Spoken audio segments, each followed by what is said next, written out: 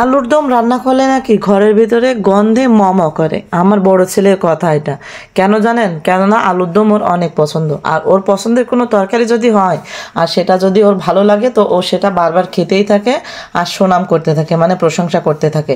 তো এখানে হচ্ছে অনেকগুলো আলু নিয়ে নিছি আর ডিম নিয়ে নিছি, আলুর দম রান্না করব। তো চলুন আজকে আপনাদের সঙ্গে রেসিপি শেয়ার করি। আসসালামু আলাইকুম, হ্যালো এভরিওয়ান, কেমন আছেন সবাই? আলহামদুলিল্লাহ আমি কিন্তু ভালোই আছি। আর এই যে দেখছেন পাঁচফোড়ন খালি কড়াই একটু তেলে নিচ্ছি, এটা হচ্ছে শিলপাটায় গুঁড়ো করে দিব। অনেকেই আছে তেলের উপরে দেয়, মানে পাঁচফোড়নটা তেলের উপরে দিয়ে একটু ভাজা ভাজা করে নেয়। আমি ওরকম করি না, মশলা যেন গালের উপরে পড়লে ফেলে না দিতে হয়, আমি এটা গুঁড়ো করে দিলে আর ফেলা লাগে না। তো আমি কিন্তু গুঁড়ো করেই রান্না করি। আর এখন হচ্ছে ডিমগুলো সিদ্ধ বসায় দিব।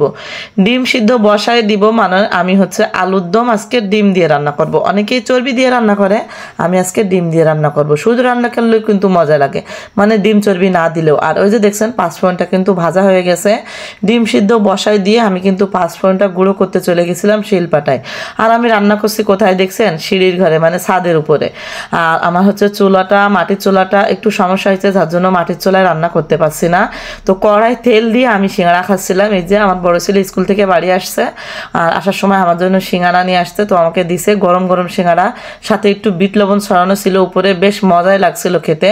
তো খাচ্ছিলাম আর আপনাদের সঙ্গে শেয়ার করছিলাম। এদিকে কড়াই কিন্তু তেল একেবারে গরম হয়ে গেছে। তো তারপরে আলুগুলো ভেজে নেব, মানে আমি আলুর দম রান্না করলে বেশিরভাগ সময়টাই আলু ভেজে নিয়ে তারপরে রান্না করি। আজকেও কিন্তু ভেজে নিচ্ছি, এই যে লবণ আর হলুদ দিয়ে আলুটা সুন্দর মতো করে ভেজে নিচ্ছি।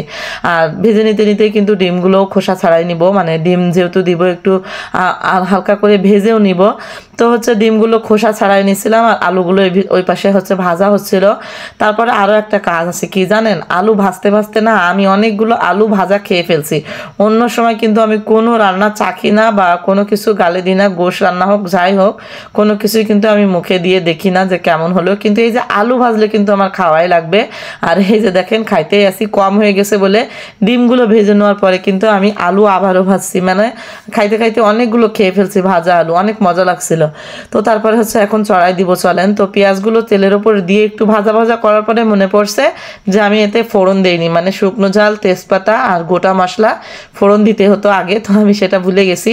তো পেঁয়াজগুলো এক সাইডে রেখে তারপরে আমি ওইগুলো একটু ভালো করে ভেজে নিছি, মানে শুকনো ঝালগুলো একটু ভালো করে ভেজে নিছি।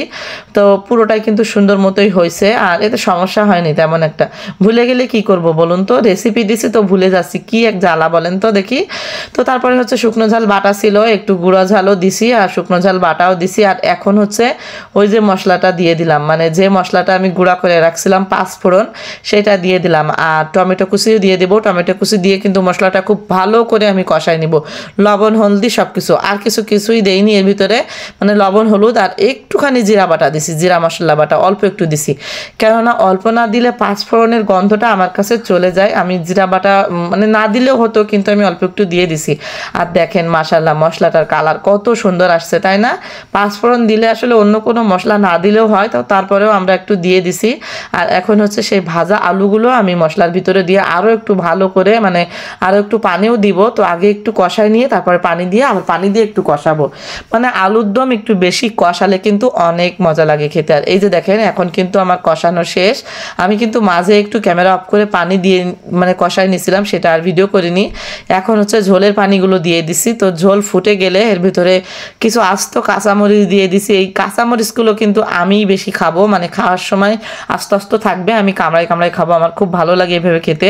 তো এই তো আলুগুলো দেখছেন একদম গলে গলে গেছে, আর আমি কিছু ভেঙেও দিছি আর ডিমগুলো দিয়ে দিছি। আলুর দমটা কিন্তু আমার প্রায় রান্না শেষ। এতে কিন্তু আমি কোনো বাড়তি মশলা দেইনি, দেখতেই পাইছেন। তো এরকম সিম্পলভাবে আমার মতো করে আলুর দম আপনারা রান্না করে খেয়ে দেখতে পারেন, অসম্ভব মজা হয় কিন্তু। আর দেখেন ওপরে তেল ভেসে উঠছে, কি যে মজা লাগছিল। তো চলুন খাওয়া দাওয়া শুরু করব, আর খেতে খেতেই কিন্তু আমি চলে যাব আজকে। তো আজকের এই আলুর দমের রেসিপি আপনাদের কেমন লাগলো সেটা কিন্তু অবশ্যই সবাই কমেন্ট বক্সে আমাকে জানাবেন। আর যদি ভিডিও ভালো লাগে অবশ্যই একটু লাইক কমেন্ট শেয়ার করে আমার পাশে থাকবেন। সবাই ভালো থাকবেন। আজকের মতো বিদায় নিয়ে নিলাম, আল্লাহ হাফেজ।